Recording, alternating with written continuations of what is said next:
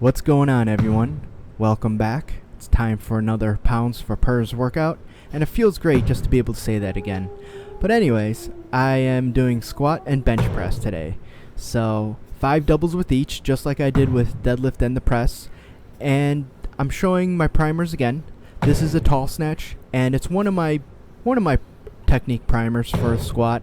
I'll go between this and a drop snatch and even snatch balance once in a while. There's no real set pattern to it. It's really what I feel like doing. Although I'll be honest, I like doing a tall snatch before squatting.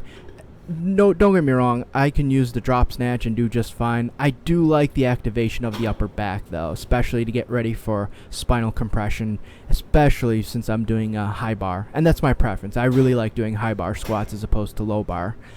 And for squats, not bad. I reset all the way down to 315.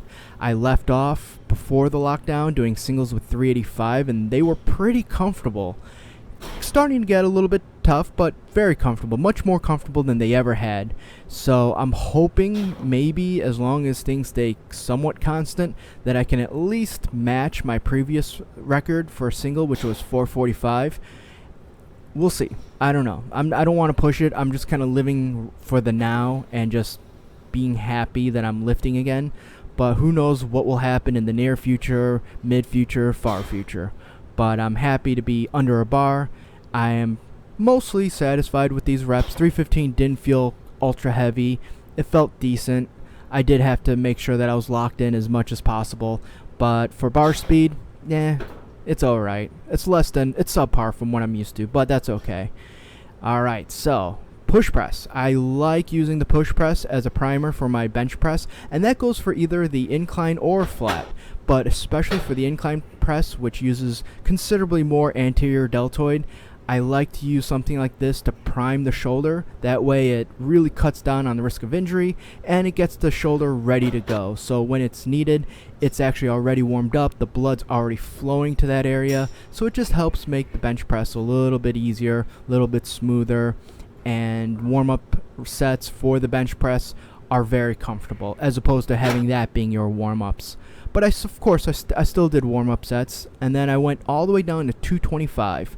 I left off at singles at 295, and when I was doing that, those were almost max. I wanted to get past 300, and I probably could have, but who knows now. And with the whole layover and layoff from this big pandemic, I don't know. We'll see how I build back up. But I do miss incline bench pressing. I really like working the clavicular head of my pectoralis. Not to say that I don't like working the sternocostal. It's just that for priority, I like to use the incline bench more than the flat. And even then, so I'll usually do a dip, a weighted dip, even higher sets of bodyweight dips as my accessory movement to get the sternocostal fibers. But I'll throw in a flat bench here and there. I'm not against the exercise. I just don't necessarily prefer it, and I don't really use it as a primary mover anymore. I'll put it as a secondary. There was a time when I wanted to get it up to 315, and I did that, so there's that. Alright everyone, hope you all are doing well, and remember, adopt, don't shop.